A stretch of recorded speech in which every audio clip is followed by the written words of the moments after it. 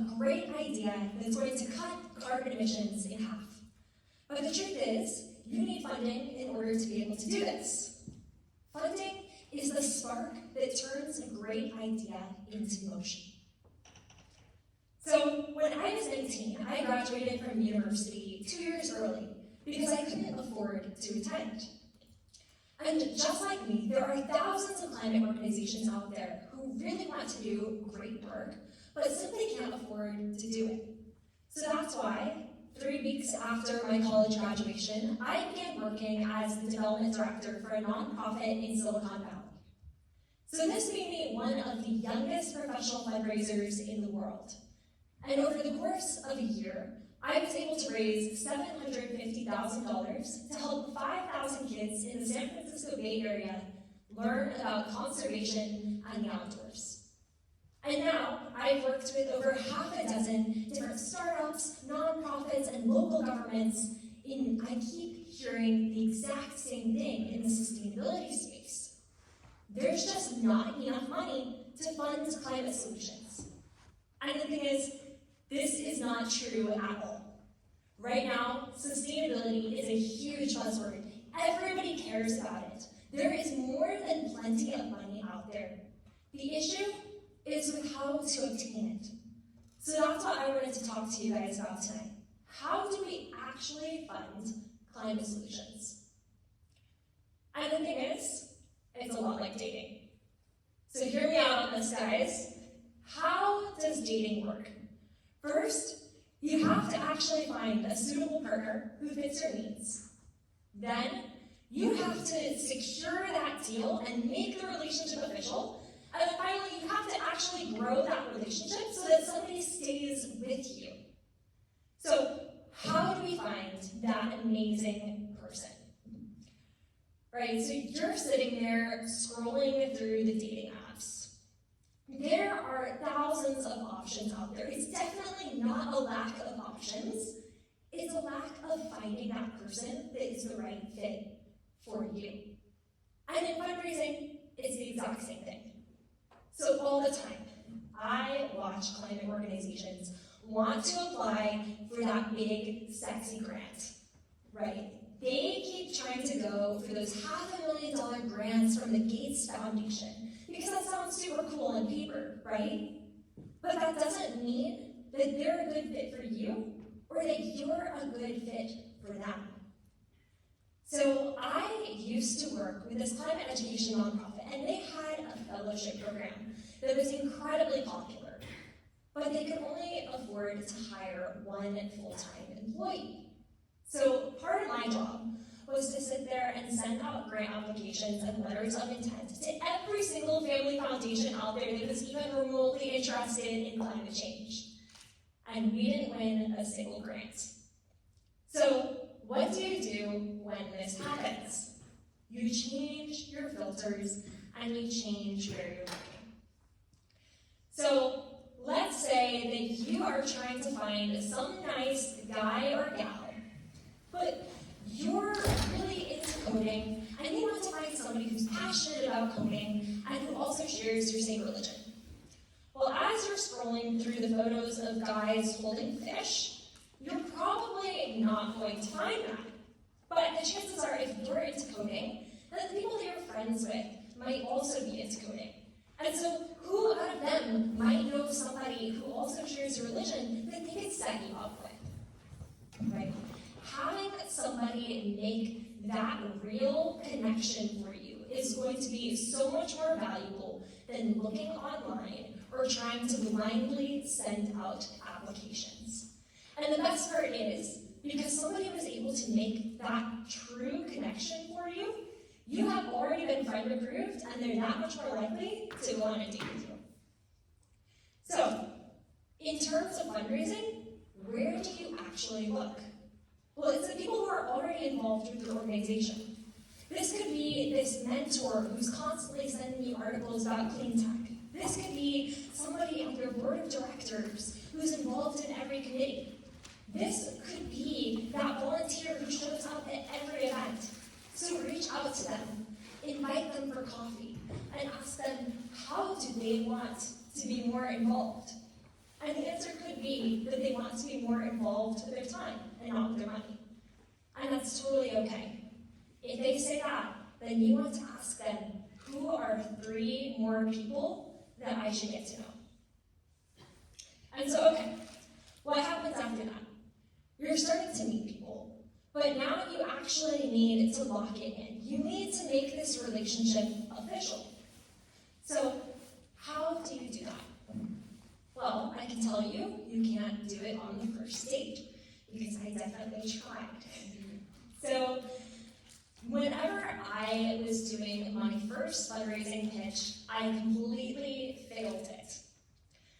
So, the nonprofit that I was working with, we had this property that was way up in the mountains in California.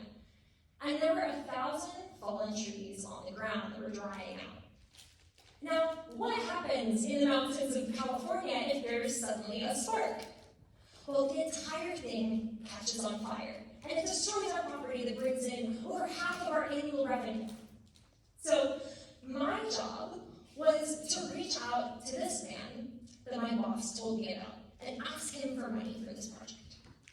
And so after an amazing little LinkedIn message, he agreed to go have lunch with me. I was super excited. I spent weeks preparing. I put together a list of all of our equipment orders. I put together a list of all the milestones for the project. I made sure that I had everything.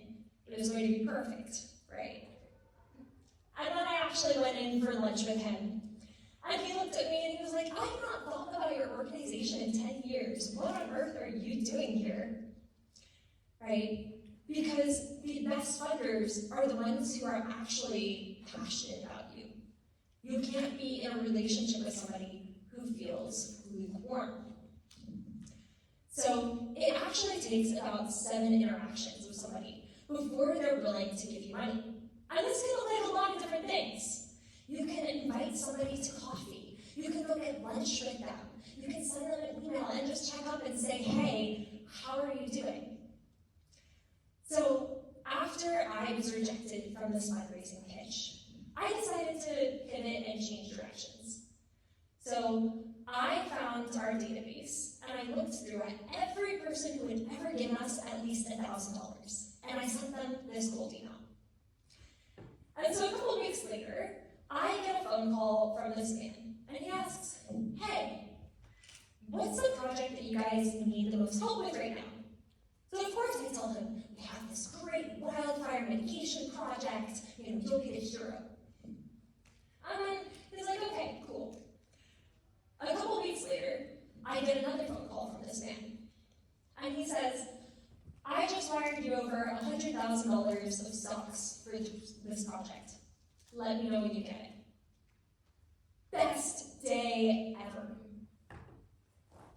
And it turns out he was extremely passionate about what we did.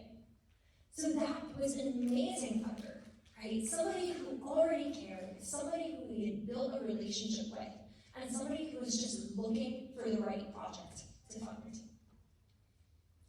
So then, okay, you have this funding, but how do you grow this relationship? How do you build the momentum? Well, if somebody gives you a check, you don't just want one check from them. You want 20, right? Just looking for a large one-time funder is like having a one-night stand.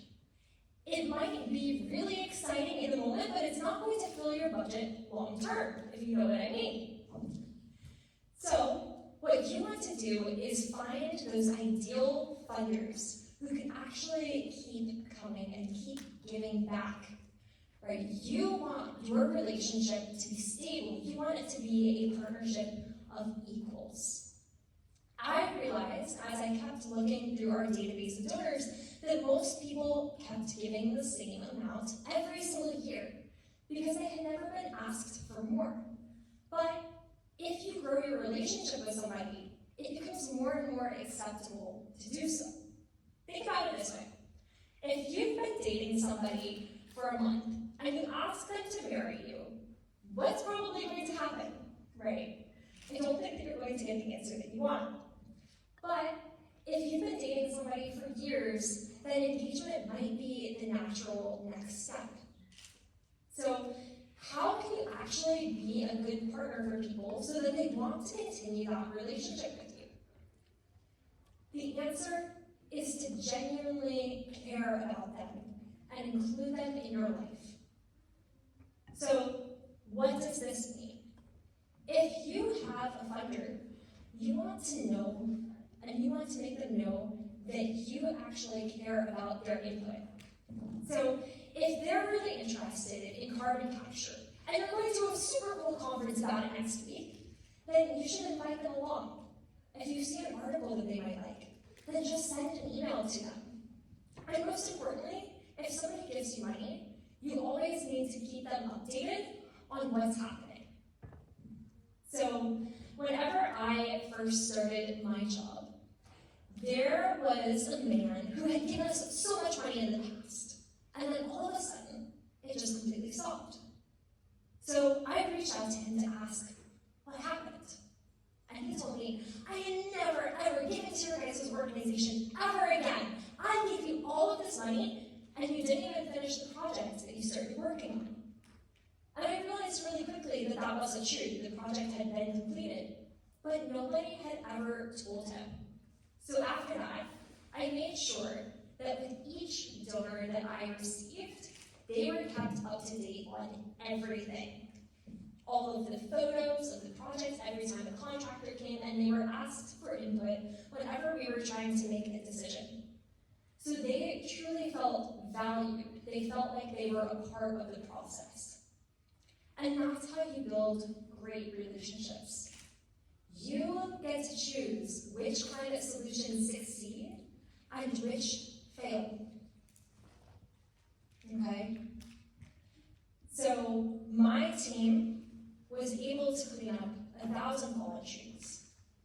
And it took a total of 30 minutes to raise hundreds of thousands of dollars. Because every person who gave to us first asked us, how can I help? When you're raising money, you're not begging. You're not chasing every dollar. You're looking at who is already raising their hand and inviting them in. You want them to look at you and say, thank you so much for giving me this opportunity to help. And it doesn't have to be some grand thing. You don't have to wait for billions of dollars. Even if you don't have a project at all, even if there's just an idea that you have, these relationships matter. Every relationship counts. Right now, you are building that momentum towards a more sustainable future. And when we start thinking about who are truly those people that are aligned with us, then we can stop thinking about, is there enough money? Is there enough funding for a cleaner future? And we can start asking ourselves the right question. Who do we trust to help build it?